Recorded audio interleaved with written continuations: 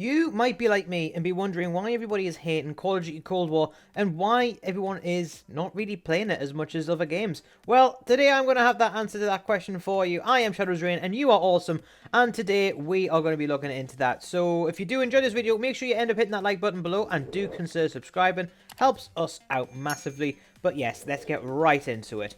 So I will be going through a fair list of everything, so if you do want to skip to anything in particular, make sure you just have a look at the timestamps below there, as you can skip to a bit that you want to hear more about. So for example, there will be a brief segment on skill-based matchmaking in here as well. You've probably heard enough about that already, and if you feel that way, you can just go down there and skip past it when you don't want it. But we're not going to be starting with that. We are going to be starting with the fact there's no lobbies. Now by that, I don't mean that there is no lobbies to find games. I mean, there's no lobbies to stay. So when you go into a game, you will jump into it, you'll play a game, and then you'll be kicked out of the lobby and you'll start searching for a new one.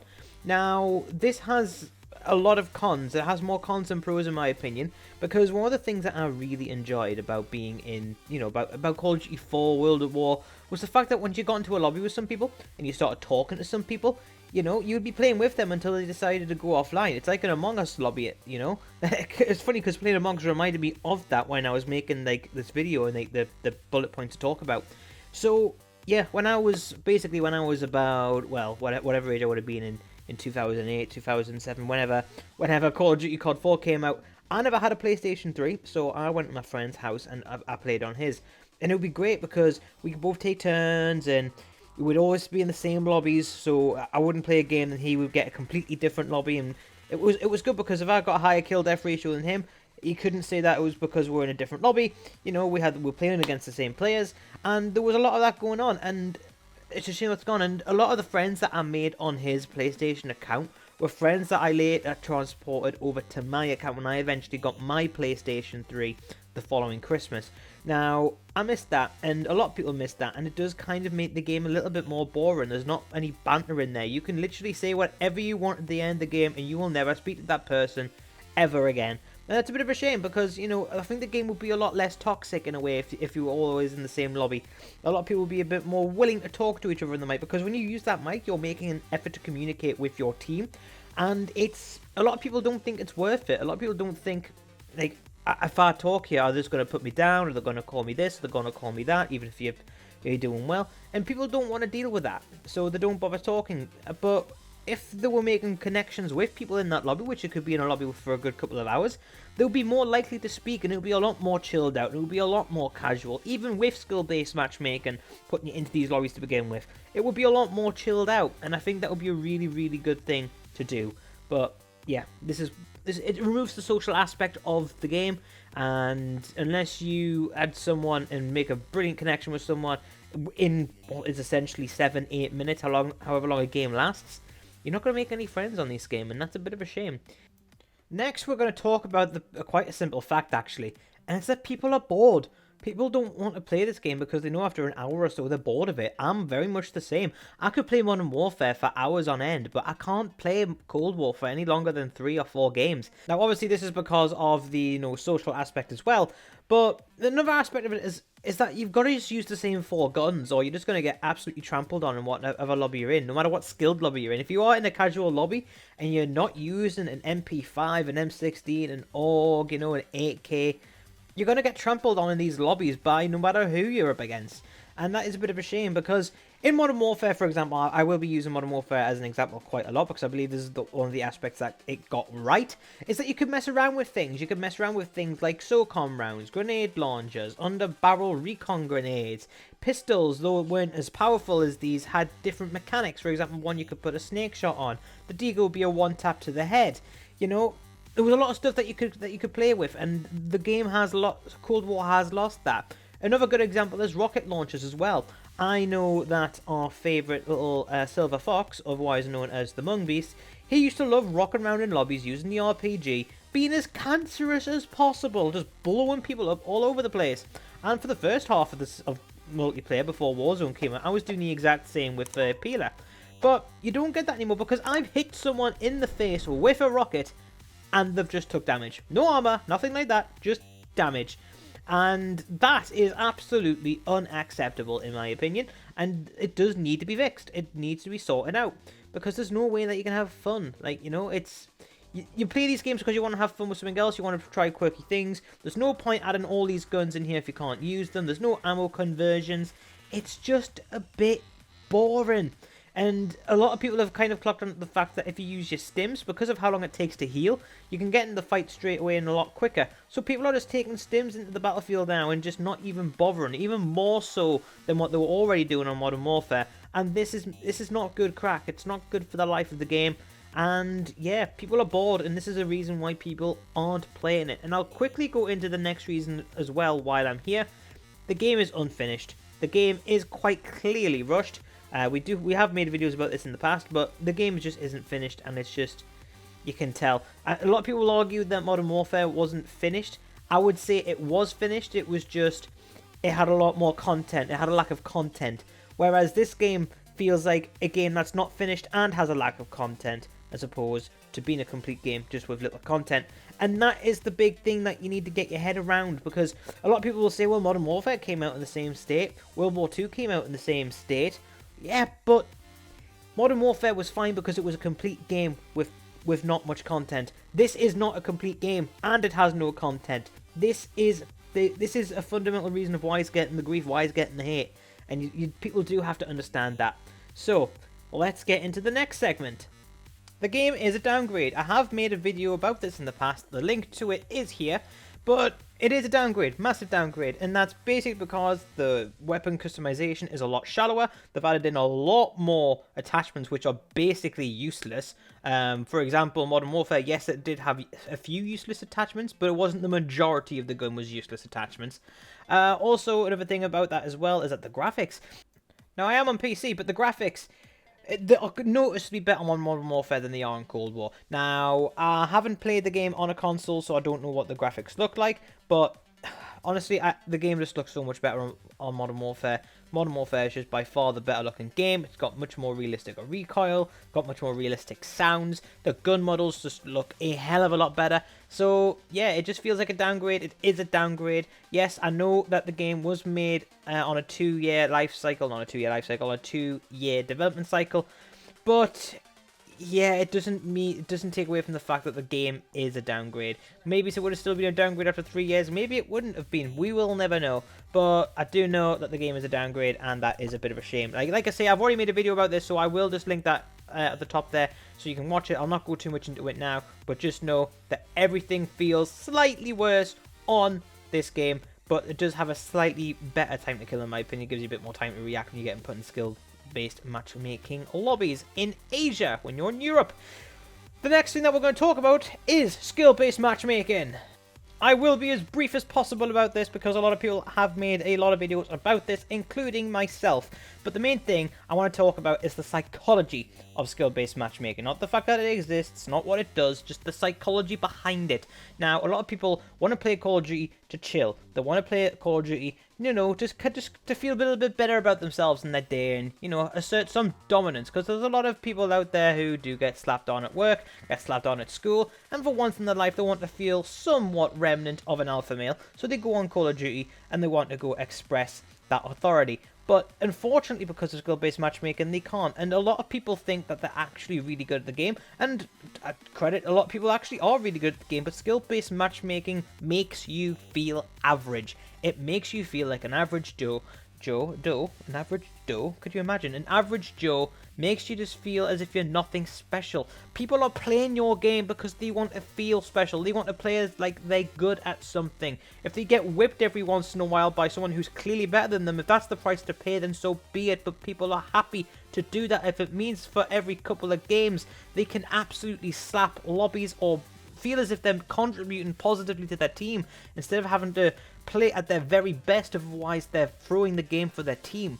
This is the thing that they desperately need to understand, because right now people don't want to play a game and be average. They want to play the game and be best, even if they've got no aspirations to be a YouTuber or a Twitch star or anything like that. People want to be good at the things that they do in their spare time, and if you take that away from them, if you make the people who are good feel bang average, they're going to go and play other games where they can be good and express themselves as openly as they like. They can go out there and, you know, maybe they do get slapped for a couple of games or they get used to the learning curve of the game. But once they do start getting the hang of it, they can pull off sick plays. Even if they lose the game, they can pull off sick plays. But when they're put in skill-based matchmaking lobbies, they don't have a chance. They never had a chance. And it's going to be impossible to pull that off. Now, what's the caps, the other side of this? The other side of this is that the non-skilled players can be playing with other non-skilled players. But the problem is that they're not going to be feeling very mint about themselves either. It's just going to be an average experience for everybody.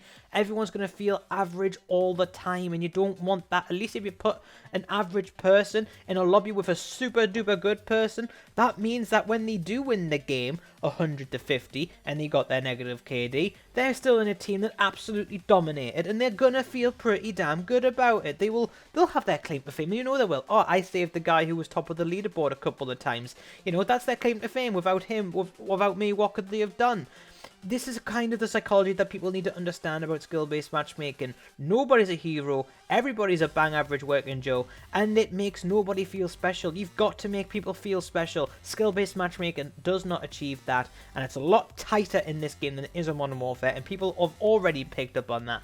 So this going back to Modern Warfare, yeah, they might get a lot of skill-based matchmaking, but it's not as strict as this game, and they can actually pop off once in a while with their rocket launchers, with whatever the hell they want to use.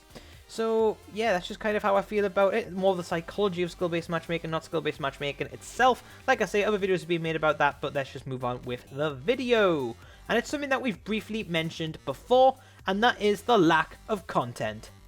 My main problem with the lack of content in this game has got to be to do with the fact that the maps are reused, they're recycled, which, yes, you can argue this has also happened in Modern Warfare, but not when it's a large percentage of the map pool. This is a big problem. A lot of people see this and think, well, not much effort's been put into it, which I highly doubt is true. I bet they've put in a lot of effort over the past couple of months to make this game come out, especially given the fact that they just got told it was coming out a year earlier than expected.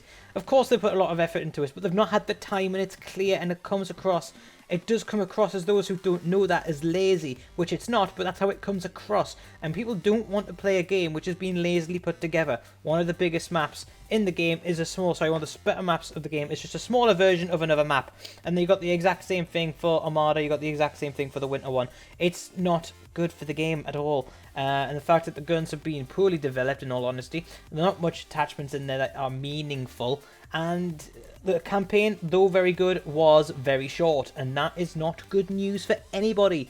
So this is one of the reasons that it's not doing so well, and a lot of people who, for example, didn't buy the game and just played the open beta, once they played the beta, watched a couple of reviews, and realised that the majority of the game has already been played from the beta, why buy the game? You've already had the experience. So a lot of people aren't actually picking up the game for that exact very reason. Because of this, there's also no interest in the game. There's nothing more interesting in there. Zombies was cool, but there was only one map. I am confident that they would have brought out 2 maps if they had the full 3-year life cycle. There's just lots of good stuff in there, but there's not enough of it, and the lack of content is why people's going back to games which are coming out full of content. And it's good. It's good that people are playing games full of content, because it tells developers, it tells people like Activision, we can't release half-made games anymore and get away with it. It's starting to create a culture where game developers are bringing out unfinished games, and now they're starting to get punished for it. Starting to, slowly but surely. So let's just hope that that trend sticks in. The next bit that we are going to talk about is going to be the fact it tailors to bad players. Yes, you heard me right, this game tailors towards bad players. Now, how did I come to that conclusion? Well, let's just have a little look at the maps, for example. How many times have you been killed by a head glitcher? How many times have you seen things that you should not have seen? So, yeah. Yes, head glitching is one thing, but you don't have the same freedom to use your perks either. So because there's that many things that bad players can use, for example, giving everybody grenades, giving everybody a claymore, basically, a lot of people need to use perks to counter the spam. People need to use perks to counter all the jammers. People need perks to counter and see these field upgrades, which are deadly on a bad day and a very, very minor inconvenience on a good day. And by minor inconvenience, I mean you see it before it kills you, and you have time to dodge. But yeah, you got to use perks to do this, and perks are being used to protect yourself from certain spam, and it's not enhancing your classes. So, for example, I remember back in COD 4, you would use things like stopping power to go with the likes of your snipers, your slow firing ARs. It would enhance your class. There are things like Martyrdom. If you were running an SMG, you would use Martyrdom. Not going to protect you from getting killed, but if you do get killed, you have a chance to kill somebody else. So yeah, I really appreciated traditional perks which enhance your player, but now you have to use these perks defensively. Otherwise, there is going to be some form of spam that you're killed by, be it grenades, be it claymores or stuff like that, or things in the air, which people, bear in mind, now people get for free, essentially. Because things are for free, everyone is going to have a kill streak, everyone is going to be using lethal kill streaks, and, you know, you need to be countering them now, because you never know when one of them's going to come up either. So that is a pretty rough thing, because if you were playing in a good game, you could run a kill, like a set of perks, where you kill everyone once in a while. Now, that's important. You kill everyone once in a while. So that basically means no matter how bad the rest of your team does, you kill everybody regularly. Which means you cut out their kill streaks regularly. The worst you have to deal with would be a Pred missile every now and then. But now everyone's getting choppers. Everyone's getting these cruise missile thingies, which are quite high up. And everyone has the capacity to get really high kill streaks. And that's mental. Everyone can get a sentry gun now and own a lane just by getting one kill in a row 4 or 5 times. Well, obviously not that often, but you know what I mean. Often enough. Bang it down. Bob's your uncle. Fanny's your aunt. They've now completely controlled a certain lane of the game, and now you've got a perk up to counter that. Because there's absolutely nothing you could do to prevent that. You couldn't kill him before the kill streak. Even if you did, it wouldn't have made a difference. And now you've got this to deal with. So these perks are being used to protect yourself and protect yourself from the cheese of the game. And it can't enhance your class now because you now have to deal with shotgun secondaries. Now, this is what I mean by tailored to bad players. Good players use overkill, put that shotgun class on, and they don't need that second tier perk. They don't need that. They'll kill your ass anyway. And now using a shotgun has no weight to it. You don't think, oh wow, I got killed by a shotgun. Like, that was well played, he forced the advantage. No, he had whatever gun he wanted as his primary, whipped out the shotgun when you got too close and blasted you to oblivion. Now, this is my problem with shotguns in Warzone, because if you pick it up off the ground, that is no skill. But if people choose it as a class, it's obviously a custom shotgun. Fair enough, they've made it work for them. I know they don't have any range to counteract that with, but I don't have that in Cold War, and it's awful crack, but it is what we're dealt with, so it is what it is. And the very last thing on the list is that people were very excited about the game before it dropped. I remember all the hype that went into this game when all the trailers were released. I remember everyone being so excited for the beta. I remember people pre-ordering the game just so they could get access to that beta 2 days earlier than everybody else. Everybody loved it. Everybody thought it was going to be the next big thing. Everyone just wrote off any issues that they had in the beta as just teething pains, as problems. But the game got released as a beta. The game is still in beta, realistically, if we're being honest. And people now who were very, very excited for this game now just feel as if they're being ripped off. They just feel as if, they just feel massively ripped off, and they don't feel excited anymore. And they're more so just looking forward to the next season of Warzone, which is understandable because it is going to be getting brought in with Cold War. I get that, but it's still not enough to hold that excitement. People didn't get this game and think, oh my god, this game's actually so good, and go and tell all their friends about it. People thought, it's alright, wait for sale. And that's a big thing. People feel as if they got excited over nothing, and this is a massive, massive, massive disappointment. And this is why people aren't playing, because they still have that feeling of disappointment from when they first played the game properly. And it's a shame. It's a massive shame, but that is what it is. What do you guys think? Let me know in the comment section below what you guys think. And if you did enjoy the video, please make sure you hit that like button below and do consider subscribing. But yeah, that's just my thoughts on the subject. But yeah, until then, I'm Shadows Rain, and I'll see you in the next video. Peace.